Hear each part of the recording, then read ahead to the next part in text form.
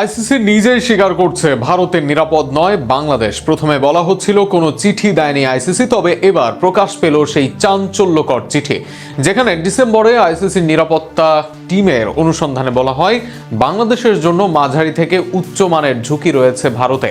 এছাড়া মুস্তাফিজ খেললে সেই ঝুঁকি বাড়বে, এমনকি দর্শকরা যদি বাংলাদেশের জার্সি পরে তাহলে তাদের জন্য ঝুঁকি বাড়বে।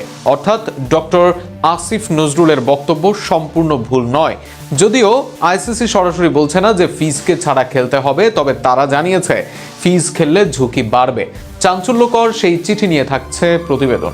গতকাল আসিফ নজরুলের এক বক্তব্যের পর তোলপাড় হয় ক্রিকেট পাড়া। পরবর্তীতে তার বক্তব্যকে ভুল বলে বিসিবি ও গণমাধ্যম। তবে দিন পেরোতেই যমুনা নিউজ ও বিবিসি বাংলা প্রকাশ করেছে চাঞ্চল্যকর তথ্য, যেখানে আইসিসি প্রকাশ করেছে তাদের ডিসেম্বর মাসে করা এক তদন্ত রিপোর্ট, যেখানে তারা বলেছে বেশ কিছু ক্ষেত্রে বাংলাদেশের জন্য মাঝারি থেকে উচ্চ ঝুঁকি রয়েছে ভারতে বিশ্বকাপ খেলার জন্য।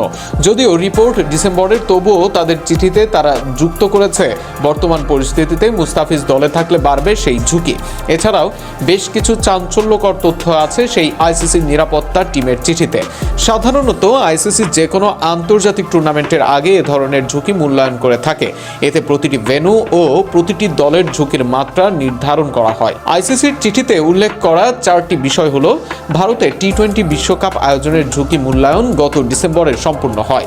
সেখানে পুরো টুর্নামেন্টের ঝুঁকি মাঝারি মাত্রার বলা হলেও বাংলাদেশের ক্ষেত্রে তা মাঝারি থেকে উচ্চ মাত্রার হিসেবে চিহ্নিত করা হয়। তবে এতে যোগ করা হয়েছে ধর্মীয় উগ্রপন্থার প্রসঙ্গ জড়িত হলে মুস্তাফিজুর রহমানের উপস্থিতি সমস্যার কারণ হতে পারে। বিশ্বকাপের গ্রুপ পর্বে বাংলাদেশের 3টি ম্যাচ কলকাতায় এবং 1টি ম্যাচ মুম্বাইয়ে অনুষ্ঠিত হওয়ার কথা রয়েছে। পাশাপাশি বেঙ্গালুরুতে একটি ওয়ার্ম আপ ম্যাচ খেলার সূচি আছে। ম্যাচের সময় ও প্রতিপক্ষ বিবেচনায় এসব ভেন্যুতে বাংলাদেশ দলের ঝুঁকি মাঝারি থেকে কম বলে উল্লেখ করা হয়েছে। বিসিসিআই কর্মকর্তা সিভি মুরালীধরের মূল্যায়ন উদ্ধৃত করে বলা হয়েছে, সাম্প্রতিক ঘটনাবলীর পরেও ঝুঁকি মূল্যায়নে কোনো পরিবর্তন হয়নি। তিনি আশাবাদ ব্যক্ত করেছেন যে বিদ্যমান পরিকল্পনার মধ্যেই সব ধরনের নিরাপত্তা ঝুঁকি মোকাবেলা করা সম্ভব হবে।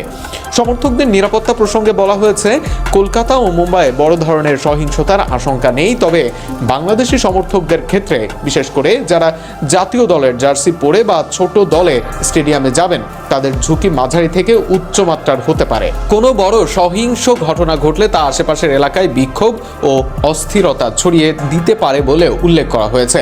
এছাড়া বাংলাদেশের আসন্ন জাতীয় সংসদ নির্বাচন এবং বাংলাদেশ ভারতের সাম্প্রতিক রাজনৈতিক উত্তেজনার বিষয়টিও ঝুঁকি মূল্যায়নে বিবেচনায় নেওয়া হয়েছে।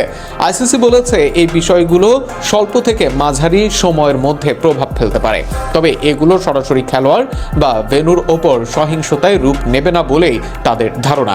এরপর অবশ্য আজ বিসিবির সাথে মিটিং করেছে আইসিসি। তারা ভারতেই খেলার জন্য অনুরোধ করলেও বিসিবি তাদের আগের অবস্থানেই অনড় রয়েছে।